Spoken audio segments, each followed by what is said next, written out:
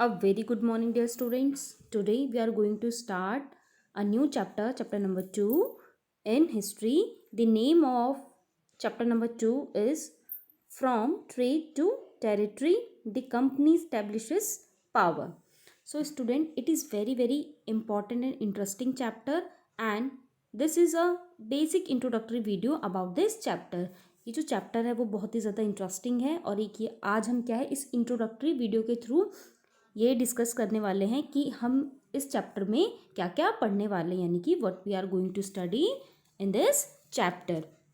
सो students, basically इस चैप्टर में हम डिस्कस करेंगे कि ब्रिटिशर्स कैसे ट्रेड से टेरिटरी तक पहुंच गए. ट्रेड आपको पता है, किसी गुड्स को एक प्लेस से परचेज करके उसे दूसरे प्लेस में सेल करना, बेचना ही क्या है, ट्रेड है.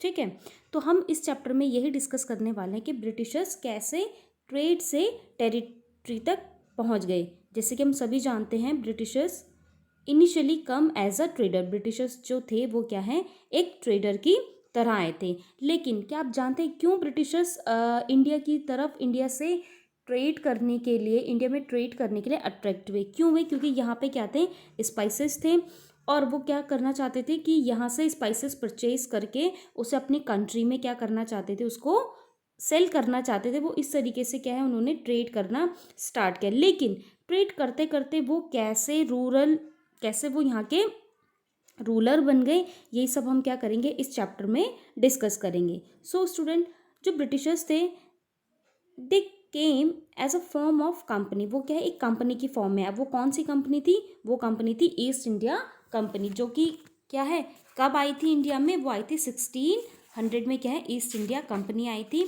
और कैसे उन्होंने देखो अपना इस्टेब्लिश किया और कैसे यहाँ पे वो रूल करने लगे, यही सब हम क्या करेंगे इस चैप्टर में डिस्कस करेंगे. तो सबसे पहले हम डिस्कस करेंगे इस चैप्टर में India before the coming of British. यानी कि हम इंडिया की जो सिचुएशन थी वो कैसी थी, इंडिया का जो बैकग्राउंड था उसके बारे में डिस्कस करेंगे. कब? Before the coming of Britishers, यानी कि ब्रिटिशर्स के आने से पहले इंडिया की जो सिचुएशन थी या इंडिया का जो बैकग्राउंड था उसके बारे में हम क्या करेंगे, डिस्कस करेंगे. फिर हम ईस्ट इंडिया कंपनी के बारे में डिस्कस करेंगे कि वो कब आई.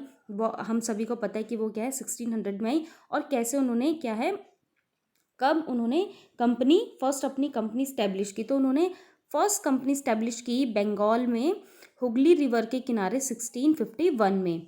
फिर उसके बाद हम डिस्कस करेंगे कि जो ये ब्रिटिशर्स थे इन्होंने क्या किया था, बहुत कैसे, अब जब इन्होंने रूल करना स्टार्ट किया तो इन्होंने क्या किया, हमारे यहाँ पे इंडिया में जो भी किंग्स थे उनको कैसे डिफीट किया. तो इन्होंने कुछ इंपॉर्टेंट बैटल्स किए. वो इंपॉर्टेंट बैटल्स क्या थे? उनमें इंपॉर्टेंट बैटल्स थे the battle of Plassey and battle of Buxar. Buxar और बैटल का क्या है,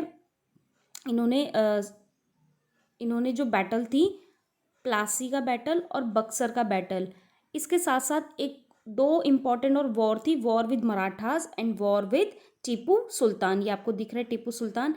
ये सारे इन्होंने वॉर किए और इन ये वॉर की इम्पोर्टेंस क्या है इसके बारे में डिस्कस करेंगे हम, और इन वॉर्स के क्या रिजल्ट निकले इन सब के बारे में हम डिस्कस करेंगे. अब इन वॉर के बाद कैसे कंपनी ने अपने रूल को क्या किया, एक्सपेंड किया.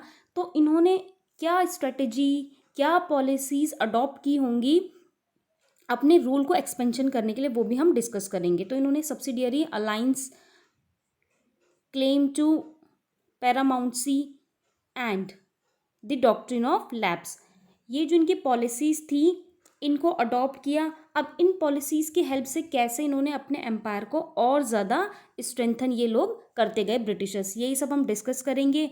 और इसके बाद हम ये डिस्कस करेंगे कि कैसे ब्रिटिशर्स ने एक न्यू एडमिनिस्ट्रेशन क्या किया, सेटअप किया, यानी कि इन्होंने क्या क्या एडमिनिस्ट्रेशन में क्या क्या चेंजेस किए, यही सब हम डिस्कस करने वाले हैं इस चैप्टर में.